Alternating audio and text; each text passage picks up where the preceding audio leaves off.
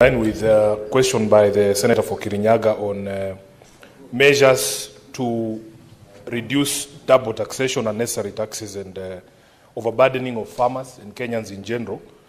I would like the CS to address one question. Honorable Speaker, we have had the ministry, actually the CS himself, taking credit that this year's finance bill has no new taxes. But I know it's credit to the Gen Z who have struck the fear of God in this government. They will not attempt to bring new taxes.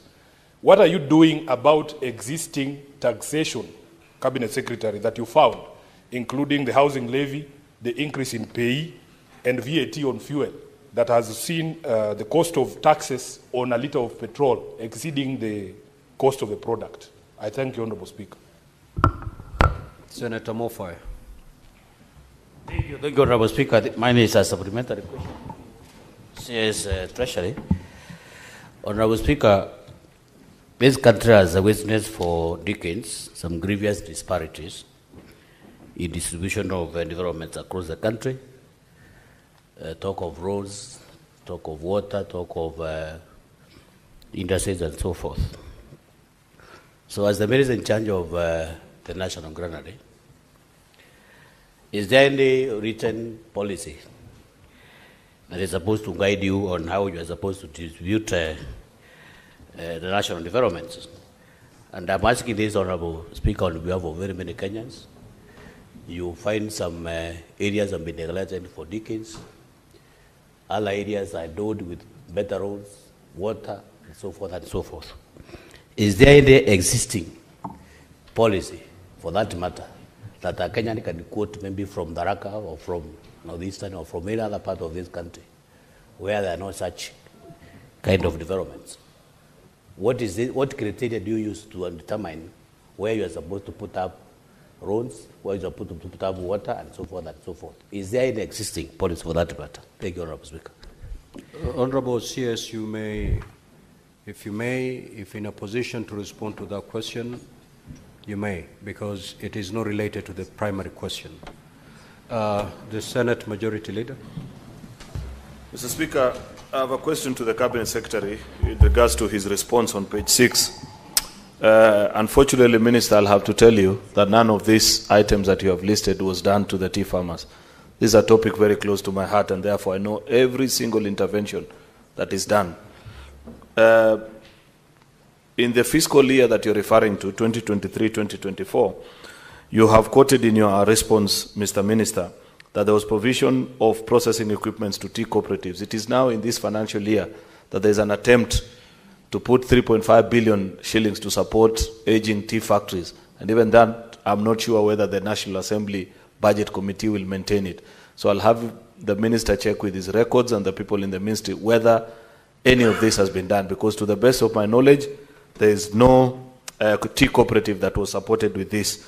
With regards to establishment of this, what is calling Tea Value Addition Hub, construction is yet to begin of the common user facility that the government promised tea farmers in the country. And therefore, it will be important for the minister to let us know when construction of this common user facility will commence. There was a promise of 1 billion shillings to KTDA through its subsidiary Ketepa that this was going to be set up in Kericho. I do not know to this date, Mr. Speaker, when that facility will be available for farmers. The same can be said, Mr. Speaker, about Part C of his question, because it needs to be quantifiable. If the minister had given us the specific figure of how much that export market development the government committed to, we'd appreciate, because it is one of the interventions that we seriously need. Lastly, Speaker, just a comment to the minister, because, you know, we are representatives of people, and when there's an opportunity, I appreciate that transportation of tea to factories is VAT exempted. I do not understand, Mr. Minister, why in every finance bill, last year it had to be removed, and even in this year's proposal, transportation of sugarcane to factories is subject to VAT. I don't know why at Treasury they want to treat tea farmers and sugarcane farmers separately, yet they are all citizens of this republic. So while I appreciate what is done for tea farmers, I'd wish that the Treasury does the same for sugarcane farmers as well. I thank you, Mr. Speaker. Honorable CS, you have 3 minutes to respond. Thank you, Mr. Speaker. I'll try to be fast. Yes, it is true that we have not made major changes in taxes that would disadvantage the taxpayer or individual taxpayers in terms of reducing their disposable income. And this was a commitment. Yes, I know Senator Sifuna is attributing it exclusively to Gen Z. Partly true, partly not true. Honorable Senator Sifuna very well knows my stand on taxes. Even before I joined the cabinet or the executive, I am one person who does not believe that higher taxes would lead to more revenue or higher tax rates. And that is my stand. I've spoken about it. Maybe we share that idea with Gen Zs, but so it cannot be exclusively the Gen Z's ideas. And I think the government is also sold into the idea that now, where we have reached, we cannot go further to reduce disposable income. On housing levy, I think there is a discussion around seeing how to restructure it, because again, it has serious benefits, in my view. Quite a number of projects are coming up, but at the same time, the individual employees, those with pay slips, have complaints, which you cannot ignore. So a lot of restructuring is going on, and I am sure that more pronouncements will come in due course. On the issue of pay, again, also we are looking, actually this financial year, when we were preparing the finance bill, we even did some simulation on how to reduce the pay as you earn. But what stopped us from implementing it with this finance bill, and I think we are going to consider it in the next finance bill, alongside the reduction of corporation tax or corporate tax from 30% to 28%, we considered reducing to 28%, was the failure by KRA to meet its revenue targets. And so we thought that as we carry along with the reforms at the KRA, we should not be doing too many things at the same time. First, let us see what the reforms at KRA, in terms of automation and in terms of making it efficient, is yielding to us. Then we can now move to the next step of reducing the tax rates to increase disposable income. But it is an idea that I support, Senator Sifuna. And that also goes to the heart of fuel levy or road maintenance levy.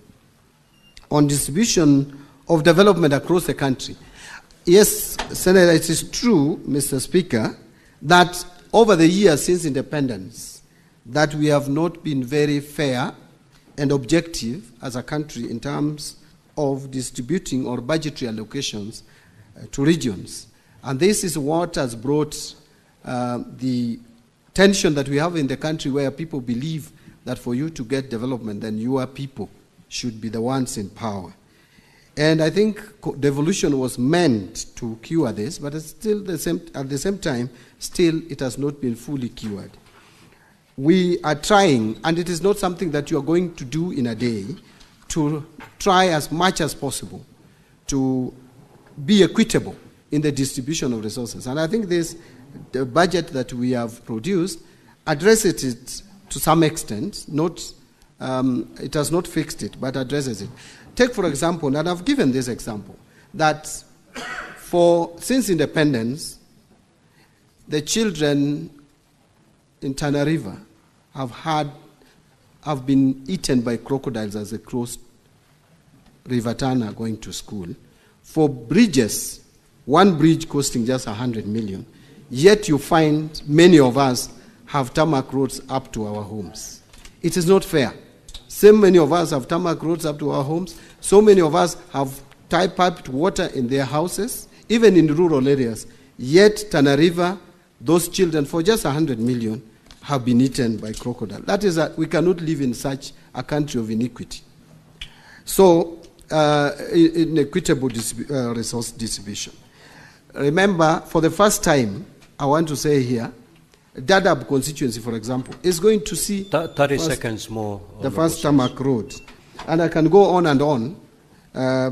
You see the first major road in northern Kenya being under construction since independence, all the way from Meru, Isiolo, going to Garissa, Wajir, all the way to Mandera. 740 kilometers being done in this government to enhance equity.